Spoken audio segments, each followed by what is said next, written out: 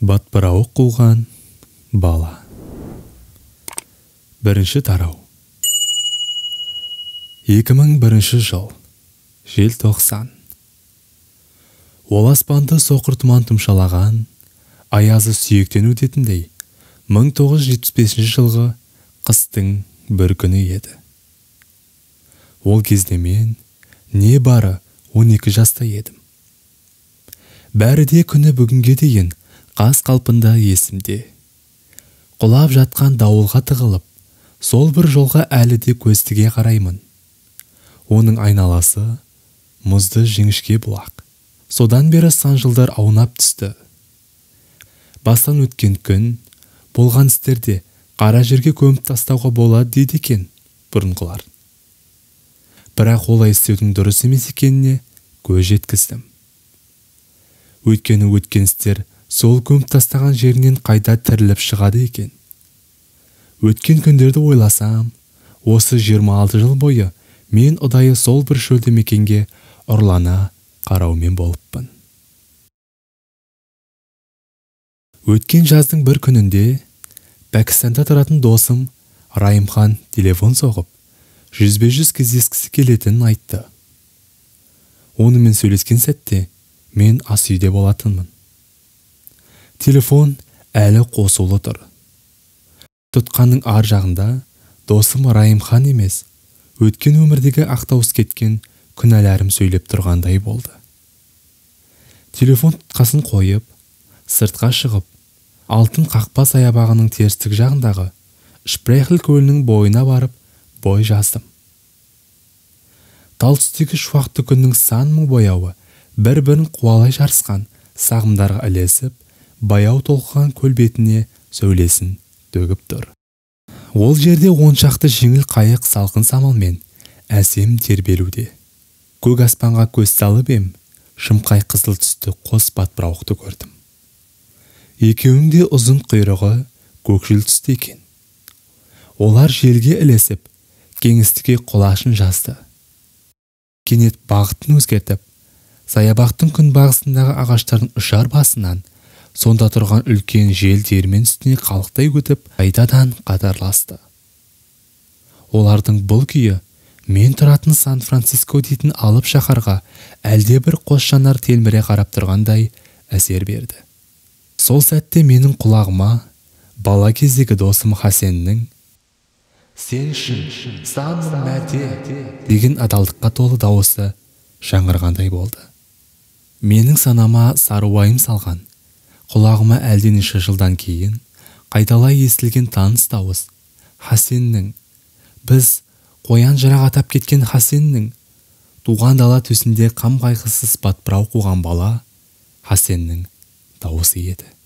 Арпалысқан ойлар жетегімен мен саябақтағы орындыққа келіп отырып, әлгінде ғана Райымханның телефонынан айтқандары жөнінде ойлана бастадым.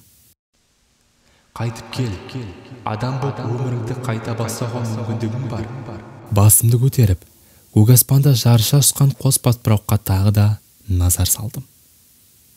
Бала досым Хасенді есіме алдым.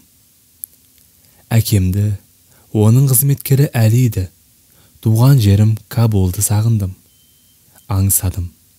Қала берді сол кездегі қарапайым өміріме уақыт кемесін қайта бұрып, желде есіп жетіп барғым келді. Балалық шағымның қамсыз сәттерінің быт-шытын шығарып, елімнен, жерімнен, досымнан айырған, өмірімнің желкенін басқа толқынға бұрған 1975 жылғы сол бір қысты күні оқиғаны ойыма алдым. Мені осы күнге душар еткен солар еді. Екінші тарау. Бала кезінде әкемнің үйінің ауласында көлік кіретін шағын жол бар еді. Жол жағасына қатарлай ақ терек отырғызылған. Хасен екеуміз сол ақ теректердің біріне шығып алып, қол айнамен көрші үйге сағым түсіріп, ондағыларды ызаландырып ойнайтынбыз.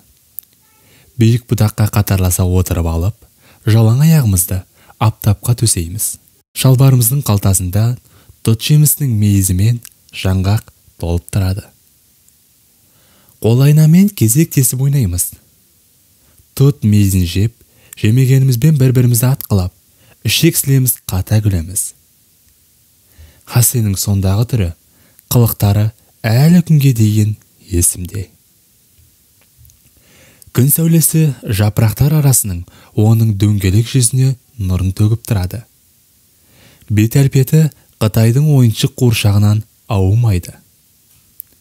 Мұрны қодырайған, танауы кең, көзі сығырайған. Қамыс қияғынан құйып қойғандай еді. Көз алмасы әртүрлі сәулемен бірде сарғыш, бірде көк, бірде тіпті жақұттай жасыл болып көрінетін. Сәл төмендеу біткен кішкене құлағы, қайқылау жұмыр егіде күні бүгінге дейін көз алдымда. Былай қарағанда кейін жапсыра салған артық ауыз бірдеңелер ұқсайды. Оның үстіңгі ерні екі қақ бөлінген. Бұл бәлкім әлгінде айтылған Қытай қуыршағын жасап жатқан шебердің байқаусызда қолындағы жабдығы мүлт кетіп қалғандықтан болар, немесе әбден титықтаған соң шарасыздан солай долбарлай салған шығар. Кейде бұдақ үстінде отырғанымызда мен Хасенді Ашатаяққа жаңғақ салып, көші үйдің қора қопысы қорайтын жалғыз көздік герман итін атқыла деп қайраймын. Қайрауыма ол мойын бұрмайды. Бірақ шынайы талап етсем, ол ешқашан сөзімді жерге қалдырып көрмеген. Шынымен, ол осыған дейін менің арқалай өтінішімді аяқсыз тастап көрген жоқ. Ал Ашатаяқ Хасеннің қолында тұрғанда, ол жаналғыш қаруға айналатын. Өйткені мұндайда Хасеннің әкесі Әли бізді ұстап алатында, өмірі ешкімге қабақ шытып көрмеген жайдары бейне жайсаң жүзді болса да бізге қатты ашуланатын. Ағашты сілкілеп, үстінен бізді түсіріп, қолымыздағы айнаны алып кететін. Әрі бізге айнасының шайтан мұсылмандардың намазын бұзу үшін айнамен сағым түсіріп, мазасын алады дегенін қайталап айтып, соңынан мұны істегенде шайтан да мәз бола күледі екен деген сөзді қосып қоятын. Сөйтетінде ұлына оқты көзбен алая қарайтын. Ал Хасен жарайды әке деп күмілжіп жерге қарайтын. Бірақ айнамен сағым түсірудің де, Ашатаяқпен көрші иттің атудың да менің талабым екен ешқашан айтпайтын. Қос жапсарлы темір қақпаға апаратын қызыл кірпішті жолдың екі жағалауы толған ақ терек. Қақпадан өткеннен кейінгі өңір әкемнің иілгендегі жер. Кірпіш жолдың сол жағы үй. Тірелер басынан ары қарай артқы аула. Елдің бәрі де әкемнің үйін Акбархан Уәзір аудандағы ең сәулетті үй деседі. Тіпті кейбіреулері оны күллі Кабулдағы ең сәулетті сарай деп есептейді. Сарайға кіре беріс жол аса кең. Екі жағына раушан гүл егілген. Үйдің есік саны аздай емес. Еденіне мәрмәр төселген. Терезелері үлкен. Әкем Исфаханнан өз қолымен мозаика өрнекті әдемі шыны кірпіш сатып әкеліп, 4 моншаның тағанына толтыра төсеп тастаған. Калькуттадан зер кілем әкеліп, үй қабырғаларын әшекейлеген. Доға пішінді төбесіне кристалл шырақтар ілген. Үйдің үстіңгі қабатында менің жатын бөлмем мен әкемнің жұмыс кабинеті бар. Оның кабинеті темекі шегетін бөлме деп те аталатын. Одан үнемі темекі мен даршының иісі мөңкіп тұратын. Әли әзірлеген кешкі асты ішіп алған соң, әкем мен оның досы қара былғары креслоға жамбастай жатып, темекі шегетін, түтіктерін аузы мұрнына жеткізе толтыра алып, әкемнің айтуынша, түтіктерін толтыра тамақтандырып алып, келелі кеңес құрады. Әңгімелері саясат, бизнес, футбол төңірегінде көрбейді. Кейде мен қастарында отыруыма рұқсат сұрамайтынмын. Бірақ әкем, жайыңа жүр, кет әрі деп есіктен аттап бастырмайтын. Бұл кез үлкендер шүйіркелесетін уақыт. Сен неге өз бөлмеңе барып, кітабыңды оқымайсың, деп есікті жауып алады. Сопиып сыртта қалған мен, неге әкемде тек үлкендердің уақыты болады, деп ішқұса болып, есік түбінде тізем иегіме тиіп, шөке түсіп отырамын. Сол отырғаннан кейде 1, кейде 2 сағат отырып, екеуінің күлкісін, сөздерін еститінмін. Үйдің астыңғы қабатындағы бөлмеде қабырғаны ойып, арнайы жасалған шкаф орнатылған. Шкаф ішіне Рамадағы отбасылық суреттер тізілген. Оның күңгірттеу көне біреуі менің атам мен Нәдір патшаның 1931 жылы түсірілген суреті. 30-дан 2 жыл бұрын Нәдір патша қастандықпен өлтірілген. Суретте олар қоншы тізеден келетін саптама етік киіп, тегіс ойықты мылтық асынып, өлген бұғының алдында тұр. Үстіне әппақ киім киіп, әнтек күлімсіреп тұрған шешем жас қаншадан аумайды. Одан кейінгі бір суретте әкем мен оның жақын досы, әрі бизнестегі жақын серігі Райымхан біздің үйдің сыртында тұр. Екеуінің де түрі сұсты. Әкем мені құшақтап тұр. Әлпетінен шашағандық пен салқынғандылық байқалады. Мен әкемнің құшағында тұрып, Райымханның шынашағын ұстап алыппын. Ойық қабырғадан ас үйге өтуге болады. Ас үйдің дәл ортасына қызыл ағаштан жасалған ас үстелі қойылған. Оған 30 адам кеңінен жайғаса алады. Әкем қонақ жай еді. Апта сайын топырлатып қонақ шақырып, мол дастархан жайып күтіп жатады. Ас үйдің бір жақ шетінде мәрмәрден қаланған үлкен камин бар.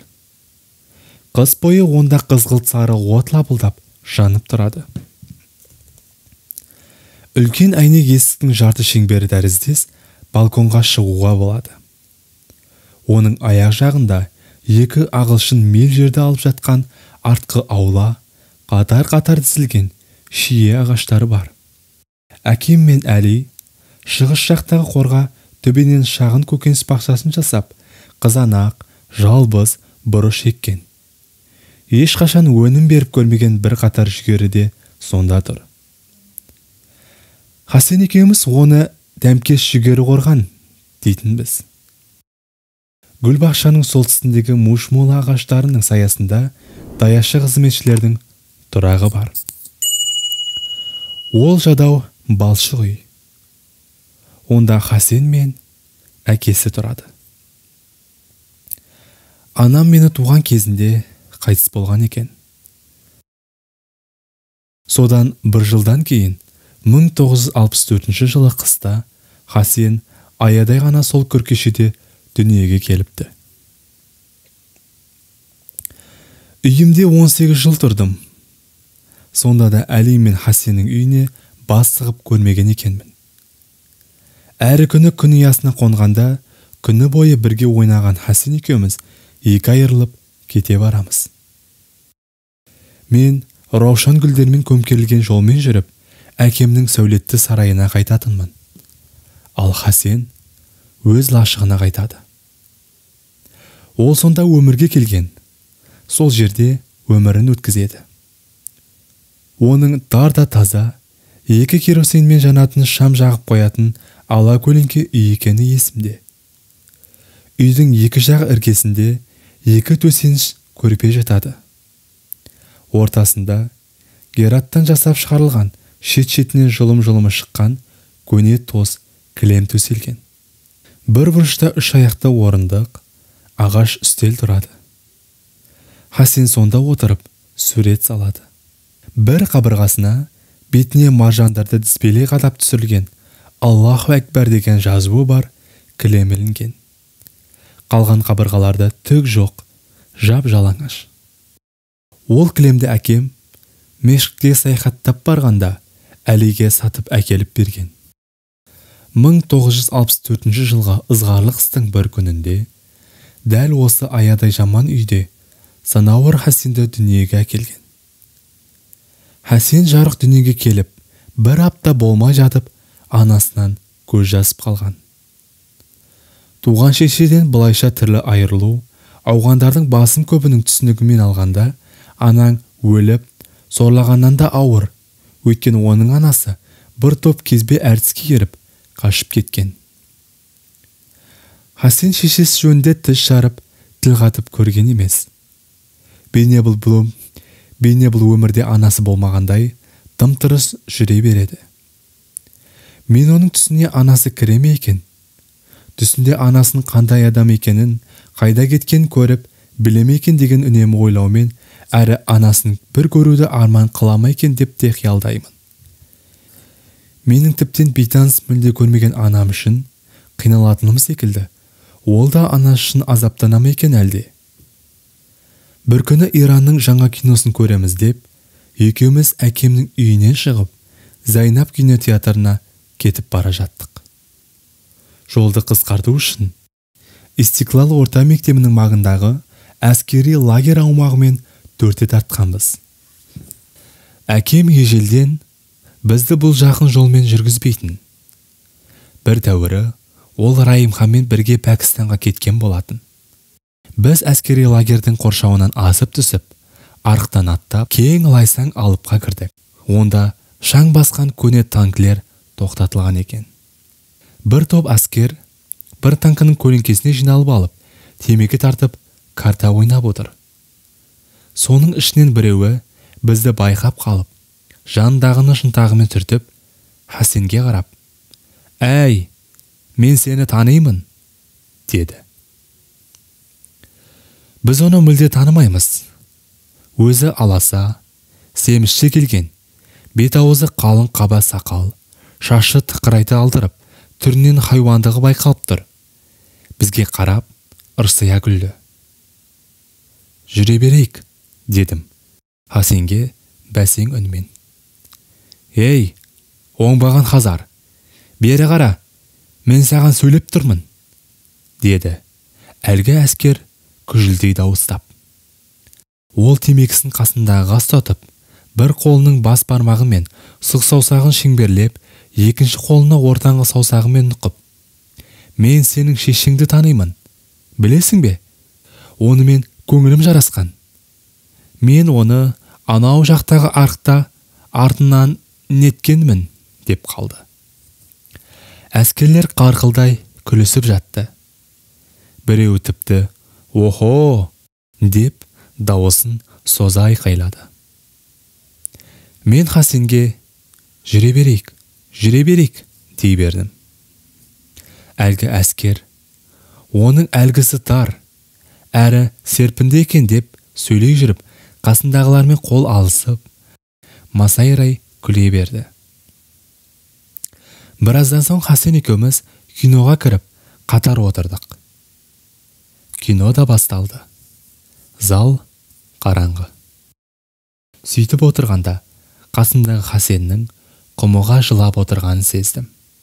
Жүзінен жас моншағы төгіледі. Мен оған бұрылыңқырап, бір қолымен құшағыма тарттым. Ол бетін менің иығыма басып, қисая берді. «Сені біреумен шатастырды, қателесті», дедім құлағына сыбырлап. Елдің айтуына қарағанда, Санауыр отбасы мен баласын тастап қашқанда, оған ешкімде таңғала қоймады. Құран кәрімге әбден жетік Әли, өзінен 9 жас кіші Санауырды алғанда, ол көрген жан таңғаларлық сұлу болған екен. Бірақ ар-ұятын сақтамаған. Жалпақ жұртқа жаман аты шыққан адам екен. Жұрт мұндай некені түсінбепті. Әли сияқты Санауырда шиит мазхабындағы мұсылман екен де, екеуі де Хазар текті. Оның үстіне Санауыр Әлидің немере қарындасы. Сондықтан да олардың Құдай қосқан қосақ болатын жөні бар. Оларда бұл қисыннан сырт, ең болмаса, түр тұлғасында ешқандай сәйкестік жоқ екен. Санауырдың мөлдіреген көгілдір көзі мен сүйкімді жүзі адамды бәріден баурап алады дейді. Оған арбалған талай еркек азғындап, тозып бітет деген сыбыста тарап жатады. Ал Әлидің бір жақ беті туғаннан жансыз болғандықтан жымия да алмайды. Қатыгез, сұсты болып көрінеді. Тастай жансыз жүзінен оның қуанышты я көңілсіз екен айыру қиын. Тек қоңырқай бідік көзінен ғана қуаныштың лебін немесе қайғы қасіреттің көлеңкесін байқауға болады. Адамдар көзі адам жанының терезесі дейді ғой. Бұл дәл Әлиге арнап айтылғандай еді. Ол өзінің жан дүниесін тек көзімен ғана көрсететін. Естуімізге қарағанда, санауырдың бұрала басып, бұлықсыған сұлу сымбаты талай еркекті есінен тандырып, әйелдерімен бірге жатқанда да ойларынан кетпейді екен. Ал Әли балалардың сал ауруына душар болғандықтан, оң жақ аяғы солып, жілік-жілігін боп-боз терісі мен қағаздай жұқа шындары ғана ұстап тұратын. Әлі есімде. 8 жасымда Әли мені ертіп базарға нан алуға барды. Әлі есімде. 8 жасымда Әли мені ертіп базарға нан алуға барды. Мен оның артында ауыз жаппай сөйлей жүріп, соның жүрісін салдым. Ол шоршор болған оң аяғын бұлғақтатып, бойын билей алмай, бір қырынан құлап қалардай болып, қиралаңдап бара жатты. Ол осылай ілгері басады, бірақ жығылмайды. Мұның өзін кішігірім мұғжиза деуге болмайды. Мен оның артынан жүрісін салып келе жатып, суға қолай жаздап, тырқылдай күліп жібердім. Әли артына бұрыла қарап, менің өзін келе кетіп келе жатқанымды көрді. Бірақ ештеңе айтпады. Кейін де жұмған аузын ашпады. Ол тек ілгері жүре берді. Әлидің бет әлпеті мен жүрісінен кей балалардың зәресі ұшады. Дегенмен, әуренің үлкенін ересектеулері көрсетеді. Көшеден оны көрді болды, соңынан қалмай тәлкек қылады. Кейбіреулері бабылу, бабылу деп, яғни бала жейтін құбыжық деп айқай салады. Ей бабылу, сен бүгін кімді жедің? Кімді жедің деймін, талпақтан-ау, деп шолай мәз болсады. Олардың талпақтан-ау дейтіні Әли мен Хасен Хазар еді. Олардың бет әлпеттері моңғол нәсілінің бет пішінінен аумайтын. Ұзақ уақыттан бері Хазар жөнінде ұққаным былай болды. Олар моңғол әулетінен. Қытайлармен аздап ұқсастығы бар. Мектеп оқулықтарынан олардың төл жөнінде ашық ештеңе айтылмаған. Тек олардың арғы тегі ғана ауызға алынған. Бір күні мен әкемнің кітап бөлмесінен оның нәрселерін ақтарып жүріп, бір көне тарих кітабын тауып алдым. Автор ирандық Хорами екен. Мен кітаптың шаң тозаңын үрлеп тастап, сол күні түнде төсегіме жатып, ұрланып оқыдым. Оқи келе Хазарлар жөніндегі әңгімемен толығымен бір тарау боп баяндалғанын көріп, таң қалдым. Тұтасымен бір тарау Хазарлар жөнінде жазылыпты. Одан тағы өз ұлтым Пуштунның кезінде Хазарларды қуғындаған, езіп, қанағанын оқып шықтым. Кітапта 19 ғасыр сөз болған. Хазарлар пуштундарға қарсылық көрсетіпті, бірақ пуштундар оларды жауыздықпен аяусыз жаншытапты. Менің пуштундарым хазарларды беталды қырғындап, өріс қонысынан айырыпты, орақ қопсын өртеп, қыздарын саудалапты. Кітапта пуштундардың хазарларға дизе батыруының бір себебін олардың бірінен сүннет мазхабында болып, кейінгілердің шиит мазхабына көшкенмен байланыстырады. Онда мен білмейтін көп іс жазылған. Ол істерді менің мұғалімім де айтпаған. Әкем де ол жөнінде тіс жарып, ештеңе айтпаған. Кітапта мен білетін істерді айтылған. Мәселен, жұрт хазарларды тышқан жейтіндер, талпақ танаулар, жүк артқан мүйғыл есектер деп атайды. Кей көрші балалардың Хасенді осылай балағаттағанын өз құлағыммен естігенмін. Осыдай соңғы аптаның бір күні мен әлгі кітапты мұғаліміме алып барып, хазарлар жөніндегі тарауларды көрсеттім. Ол бір-екі бетін ауыстырып көріп, мұрын шүйірді де өзіме қайтарып берді. Мұндайға шииттер жүріп-ақ тұр, деді. Олар өздерін өлімге байлап беріп, шиит боладымыз. Шейіттер деген сөз аузынан шыққан сайын, ол мұрнын тыжырата берді. Мұнысы бір түрлі ауыры сияқтанып көрінді. Олды бәр, тіпті екеуі туыстас бола тұра, санауырдың өзі кейін Әлидің келемей жейтін көрші балалардың жағына шығыпты. Тіпті ол Әлидің түрінен жерінетінін барлық жұртқа байқатып та үлгеріпті. Осы да күйеуіме, бұған тегенше кәресекке тигенім артық еді, дейді екен зәрлене күліп. Ақыр аяғында жұрт бұл екеуін некелесуін Әли мен немере ағасының, яғни санауырдың туған әкесінің арасындағы белгілі бір келісіммен болған десті.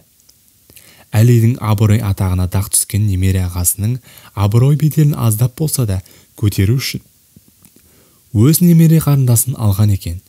Сөйтіп, немере ағасы 5 жасында әке-шешеден жұрдай болған мал-мүлік, мұра дегеннен ада Әлиге қызын беріпті десті. Әли бұл жәбір қорлыққа мойымады. Мен оның мұнысын анау солып семіп қалған аяғымен байланыстыратынмын. Өйткені ол өзін жәбірлеушілерді мүлде қуып жете алмақ емес. Дегенмен, бәрінен де маңыздысы, мұндай жауапкершілікті ол елең қылмады. Өйткені санауыр Хасенді жарық дүниеге әкелген сәттен ақ Әли өз қуаныш жұбанышын дертіне дәрменіп, қайғысына шипасын содан тапқан болатын. Десе де, ол бір жай-жадағай іс болып өте шыққан. Не акушер, не жансыздандырушы аспаптар атымен жоқ екен. Санауар кір қожалақ төсеніш көрпеде жатыпты. Үстіне ештеңе де жабылмапты. Әли мен босандырушы кемпір ғана қасында тұрып көмектескен болыпты. Бірақ ол ешқандай көмекті қажет етпепті. Өйткені пенделер ортасына келерде Хасен өз табиғатын өзгертіпті. Ол ешкімге де залал келтіре алмайтын адам ғой. Бір-екі ышқынумен, ептеп-деумеумен ғана ыржия күле шыға келіпті. Шын өтірігін кім білсін? Әлгі сөз ташығыш босандырушы кемпір ең алдымен көршінің қызметшісі кез келген жерде былай деп айтады екен. Санауар Әлидің құшағындағы нәрестеге қарап, жырық ерін көріпті де, зәрлене қарқылдай күліп. Қарашы міне, сен енді бір нақыр солға ие болдың. Ол сен үшін күле беретін болады депті. Хасенді құшағына алмапты. 5 күннен кейін қашып кетіпті. Содан соң әкем мені емізетін сүт анамды шақырып алып, Хасенді де еміздіріпті. Ол әйел көк көзді Хазар әйел екен. Бамиян қаласынан келіпті. Ол қалада аса үлкен бұт мүсіні бар дейді. Әлгі әйелдің ән салғандағы дауысы өте тәтті екен. Мұның бәрін біз Әлиден естіп білетінбіз. Ол бұны үнемі айтып жүретін. Әрине, әлдеқашан білсек те, әрі бізге сан қайталап ұғындырса да, ол қандай ән айтушы еді деп Хасен менен сұрай береді. Біз оны тек Әлидің айтуынан тыңдағымыз келеді. Әли тамағын кенеп, бар даусымен айта жөнеледі. Тау басынан Әли деп салдым әнге. Арыстан Әли, сағанда бардым әуен. Әли-ай, арыстаным, біздердей құлға қуат. Жан жарымды сауықтар, о адал пенде, деп әндетеді. Әннен соң ол бізге бір емшек емгендер аға інілі ағайынды қоңыр қаз болады. Мұндай мейірімді уақыттың өзі де өзгерте алмайды деп құлағымызға құяды. Хасен де мен емген емшекті емген. Екеумізді бір аулада, бір көк шалғында қаз тұрып қадам басқанбыз. Екеуміздің де тіліміз бір шаңырақта шыққан.